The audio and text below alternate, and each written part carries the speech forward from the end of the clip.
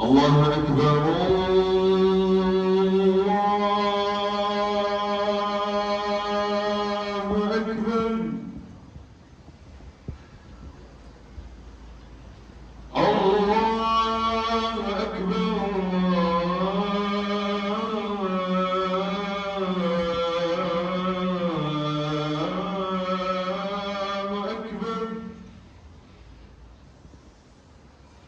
أشهد أن لا إله إلا الله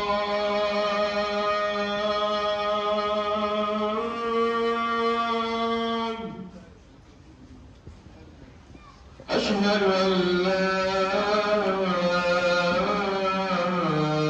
إله إلا الله أشهد أن محمدًا رسول الله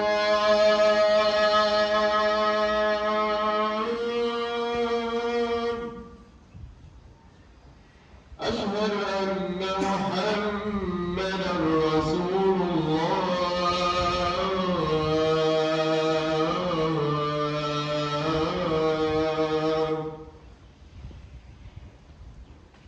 حي على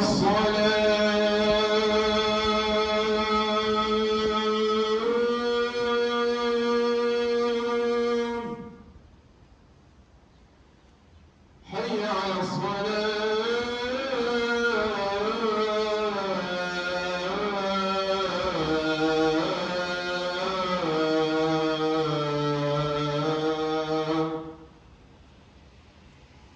حي على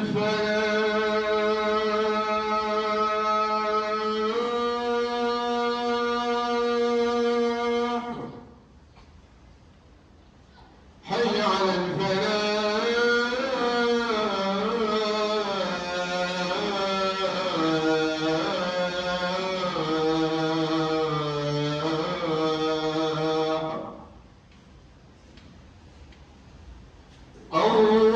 الله أكبر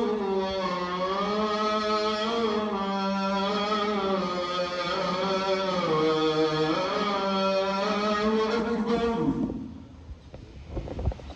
لا إله إلا الله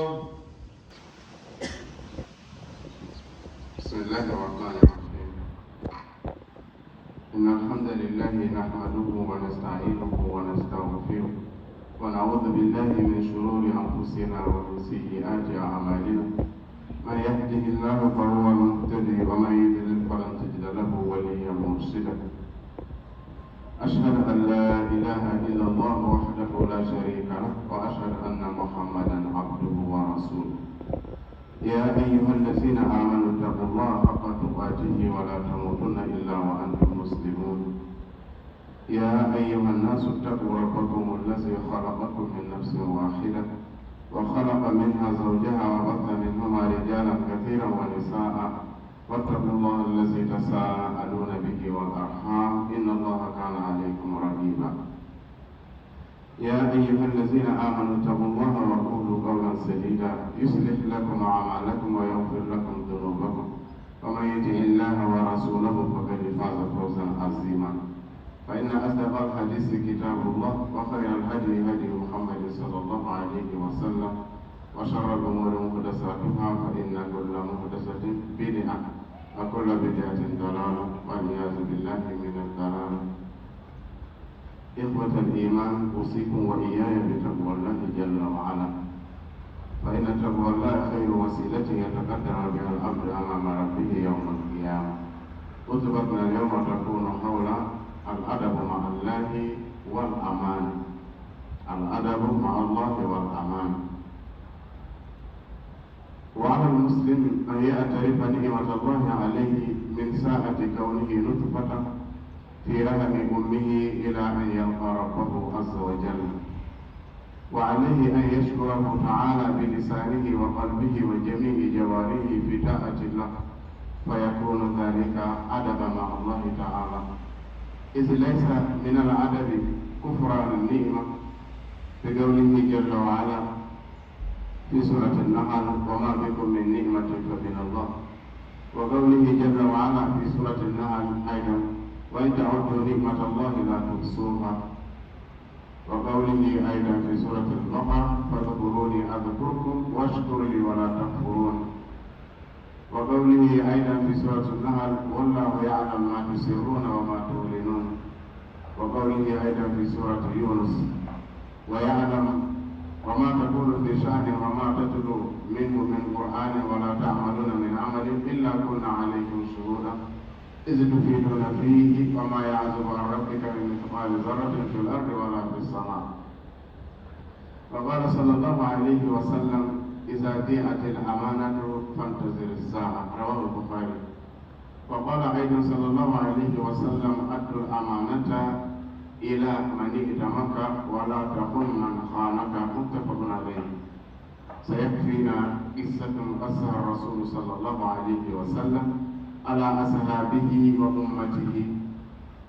عن أبي هريرة رضي الله عنه أن رسول الله صلى الله عليه وسلم ذكر وقال أنه ذكر رجلا من بني إسرائيل سأل بعض بني إسرائيل أن يسلفه 1000 دينار. 1000 دينار يساوي 4000 جرام من الذهب. فقال: ائتني بالشهداء أشهدهم. فقال: كفى بالله شهيدا. قال: فأتني بكفيل. قال: كفى بالله كفيلا. قال: صدقت. فدفعها إليه إلى أجل مسمى، فخرج في البحر فقضى حاجته، ثم التمس مركبا يركبها ليقدمه عليه للأجل الذي أجله، فلم يجد مركبا، فأخذ خشبة فنقرها يعني فشقها، فأدخل فيها 1000 دينار وصحيفة منه إلى صاحبه الغني، ثم رجج موضعها، ثم أتى بها إلى البحر فقال: اللهم إنك تعلم أني كنت سلفت فلانا 1000 دينار، فسألني كفيلا فقلت: كفى بالله كفيلا، فرضي بك. وسألني شهيدا فقلت: كفى بالله شهيدا، فرضي بك. وأني جهدت أن أجد مركبا أبحث إليه الذي له فلم أقدر، وإني أستودعكها يا الله. فرمى بها في البحر حتى ولجت فيه، ثم انصرف وهو في ذلك يلتمس مركبا يخرج إلى بلده. فخرج الرجل الذي كان أسلفه ينتظر لعل مركبا قد جاء بماله، فإذا بالخصبة التي فيها المال، فأخذها لأهله حتما، فلما نشرها يعني سقها وجد المال والصحيفة وأعجب من ذلك، ثم قدم الذي كان سلفه ب1000 دينار أيضا، فقال: والله ما زلت جاهدا في طلب المركب لآتيك بمالك، فما وجدت مركبا قبل الذي جئت فيه. قال: هل كنت بعثت إلي بشيء؟ قال: أخبرك أني لم أجد مركبا قبل الذي جئت فيه. قال: فإن الله أدى عنك الذي بعثت في الخشبة. فانصرف ب1000 دينار الثاني راشدا. رواه البخاري. وأخيرا إخوة الإيمان، أوصيكم وإياي بالأمانة. الأمانة أمان لنا في الدنيا والآخرة، كما قال جل وعلا: في سورة الإسراء إن أحسنتم أحسنتم لأنفسكم أقول ما تسمعون أستغفر الله لي ولكم ولسائر المسلمين من كل ذنب فاستغفروه إنه هو الغفور الرحيم.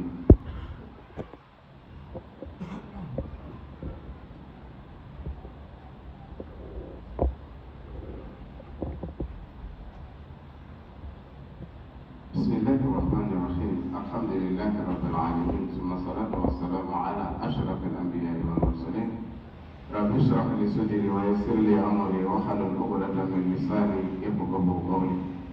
Mes frères et sœurs, après avoir loué Allah subhanahu wa ta'ala infiniment et prié sur notre message de Muhammad sallallahu alayhi wa sallam et sa famille et ses compagnons et toute personne qui a suivi leur voie jusqu'à la fin des temps.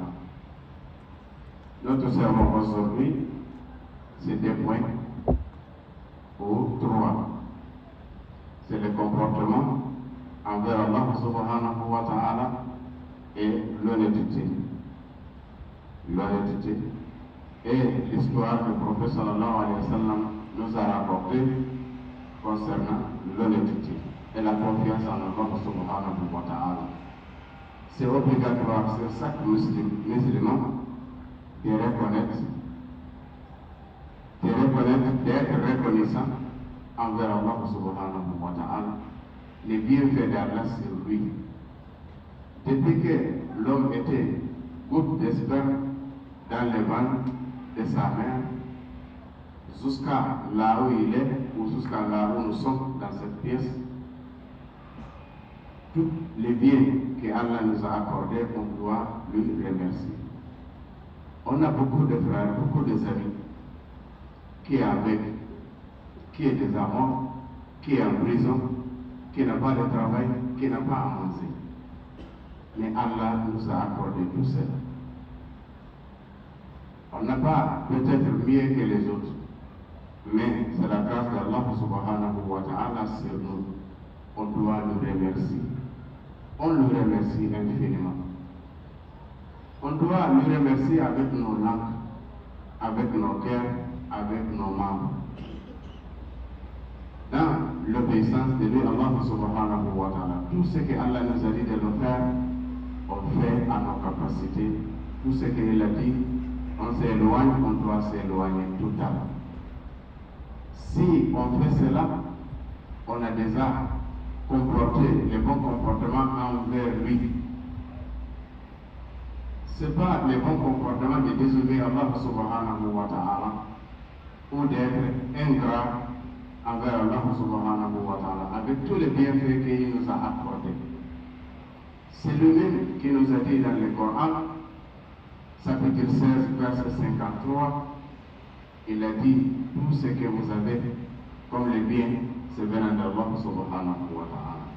Si tu es beau, si tu as les enfants, si tu es intelligent, si tu as le travail, tu es président, tu es ministre, Allah a dit, c'est venant de moi, Allah. C'est moi qui t'ai accordé. Il y a certains qui sont plus intelligents que toi, qui ont appris plus que toi, mais c'est accordé. Allah a dit, soyez reconnaissants envers lui. Il a dit aussi le même chapitre 16, verset 18. Il a dit, si vous essayez de compter les bienfaits d'Allah, on n'arrive pas à les nommer. Si tu commences à calculer ce que Allah t'a accordé comme l'argent, tu as gagné combien de 1000 francs, combien de 10 000, combien de 5 000, combien de 10 000, combien de millions que tu as gagné, combien de voitures, combien d'enfants, tu as payé quoi pour que Allah te donne ça. Et les autres qui n'ont pas, ils ont fait quoi? Pourquoi Allah n'a pas donné? Il faut poser la question à toi-même. Allah m'accorde tout ça là. Je dois faire quoi pour Allah? Allah te demande seulement d'être reconnaissant et de lui obéir. Tout ce qu'il t'a dit de le faire, tu fais convenablement. Tout ce qu'il t'a interdit, tu éloignes. Il a dit aussi, dans chapitre 2, verset 152, il a dit, rappelez-moi. Je vous le rappellerai. Si tu rappelles Allah, s'il y a la difficulté, il va t'aider, il va te sauver. Il a dit, remerciez-moi, il ne faut pas me désobéir. Allah ne mérite pas de désobéissance. Allah mérite d'être remercié. Parce que ce qu'il a fait pour nous, on n'arrive pas à compter. Même si on compte, on n'arrive pas à nombrer. Il a dit aussi, chapitre 16 aussi, verset 19, il a dit, lui, Allah, il connaît ce que vous cachez. Ce que tu caches, Allah connaît. Ce que tu dévoiles, Allah connaît. Tous nos secrets, Allah connaît. C'est lui qui a créé les secrets. C'est lui qui nous a donné les secrets. Ce que tu vas penser après 1000 années, il sait. Il n'y a rien qui te peut cacher Allah subhanahu wa ta'ala. Le dernier verset, la sourate Yunus, chapitre 10, verset 61. Allah dit, tous vos programmes, tous vos mouvements, même si c'est le lecture du Coran, c'est la prière qui est dans les bureaux, tout ce que vous faites, je suis avec vous. Tout ce que vous faites, comme de bien ou mal, au marché, à la mosquée, au bureau, Allah dit, je suis avec toi. Tout ce que tu fais, je sais. Si c'est bien. Il a dit, il n'y a rien qui va échapper la connaissance d'Allah subhanahu wa ta'ala, même si c'est poids d'un atome. Atome, c'est presque on peut dire, c'est un grain, poids d'un grain de moutarde. Il a dit, c'est le sait. Si c'est bien, si c'est mal, tu seras raconté, Zordani, tu seras payé. Cela veut dire, les versets là nous montrent qu'on doit veiller, on doit être reconnaissant envers Allah subhanahu wa ta'ala. Combien de diplômés, plus âgés que nous, plus intelligents que nous, ils n'ont pas eu le travail. Toi, tu es moins diplômé, tu as eu le travail. Il faut remercier beaucoup Allah subhanahu wa ta'ala. Certains parmi nous, Allah les confie, 2 femmes, 3 femmes, 5 enfants, 10 enfants, le travail, Allah les confie. Certains parmi nous, comme les ambassadeurs, comme ils sont là aujourd'hui avec nous, comme nous, plus de 14 millions de personnes t'ont confié une mission de partir garder 5 à 6 à 7 000 personnes. Ça, c'est don d'Allah subhanahu wa ta'ala. Il y a beaucoup de cadres, il y a beaucoup de gens, peut-être qui méritaient, selon nous, plus qu'eux, mais Allah les a accordés. Et Allah les regarde aussi, Allah les voit aussi. On demande à Allah pour que Allah les facilite leur travail. Le prophète sallallahu alayhi wa sallam, il a dit, si la confiance est trahie, attends jour dernier. Cela veut dire c'est la chaîne de jour dernier. Si Allah te confie quelque chose, tu ne respectes pas. Les peuples te confient quelque chose, tu ne respectes pas. Allah dit le problème, ce n'est pas toi seul, c'est la signe de la fin du monde. Le prophète sallallahu alayhi wa sallam, il a dit, rendre les confiances, c'est lui qui t'a confié. Il ne faut pas trahir, c'est lui qui t'a trahi. Trahison, il ne faut pas le faire. Même si tout le monde te trahit, soyez honnête. Mais ça va nous suffire. Une histoire, le prophète sallallahu alayhi wa sallam a expliqué, a rencontré à ses compagnons et à nous tous pour tirer des leçons. Abu Huraira a rapporté, il a dit un jour, le prophète nous a expliqué. Il nous a raconté une histoire. Un homme parmi les gens des livres, parmi les Bani Israël, il était coincé. Il a demandé un bon, un aide à un autre aussi, Bani Israël, pour que lui va lui donner 1000 dinars. 1000 dinars, c'est égal à 4000 grammes d'or. C'est égal aujourd'hui 180 millions de francs CFA. Il demande prêt à quelqu'un. Il est coincé. Le milliardaire a dit, mais les témoins, amène quand même les témoins pour qu'ils seront témoins entre nous. Il a dit non, Allah suffit comme témoin. Il a dit, mais donne-moi les garanties qui montrent que tu vas ramener l'argent. Il a dit non, Allah suffit comme mon garantie. Le milliardaire a dit, tu as raison. Il a donné la somme, valeur de 180 millions aux autres. 1000 dinars. Il a donné. Il a fait une date précise pour qu'il amène l'argent. Il a dit, pas de problème. Il est sorti, il a pris le pirogue, il est parti. Après terminer, il a trouvé l'argent. En revenant, il ne trouve pas le pirogue pour traverser. Il n'arrive pas à traverser sans pirogue. Il a cherché à temps fatigué, le temps arrivé. Il est parti à côté, il a vu un bois sec. Vous connaissez les bois secs, c'est rarement, ça rentre dans le mer, tout ça reste en haut. Il a fendu un peu le bois, il a mis 1000 dinars dedans. Il a écrit une feuille, comme avant il n'y avait pas de feuilles comme ça. Il a écrit dedans. Mais quand il a écrit, il a remis aussi comme il faut. L'eau ne peut pas rentrer. Il a pris le bois jusqu'à côté de la mer. Arrivé là-bas, il a dit, oh Allah, tu connais la personne qui m'a confié cette richesse. 1000 dinars. Il m'a demandé les garanties, j'ai dit c'est toi Allah.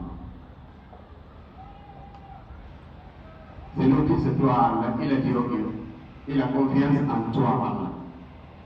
Il m'a demandé aussi des garanties, j'ai dit c'est toi. Il a accepté. Toi Allah, tu connais, j'ai cherché la pirogue pour traverser, ce n'est pas eu. Je te donne l'argent là.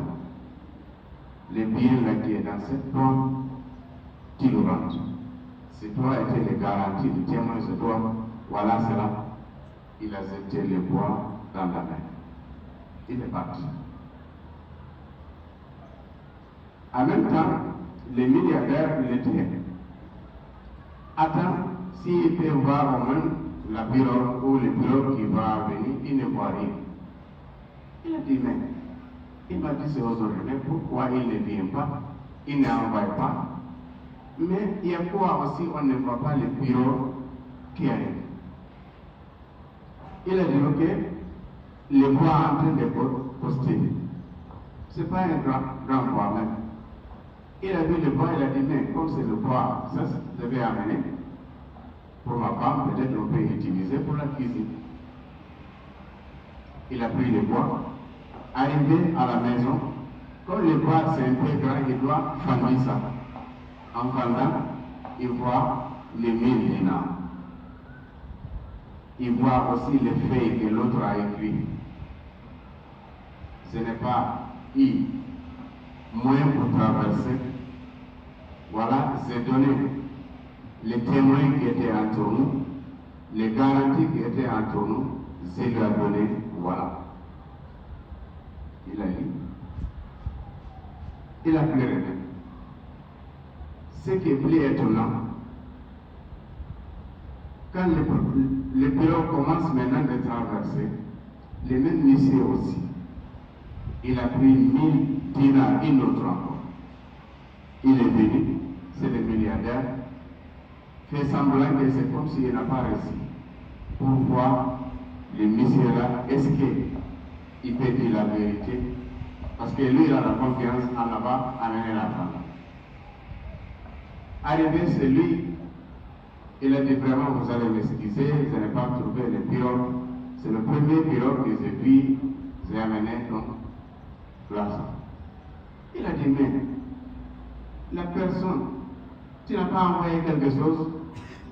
Il a dit, je te dis cela, premier pirogue, c'est lui. Voilà, la première pirogue, voilà votre argent. Il a dit non, la personne qui t'a envoyé là, il a amené l'argent.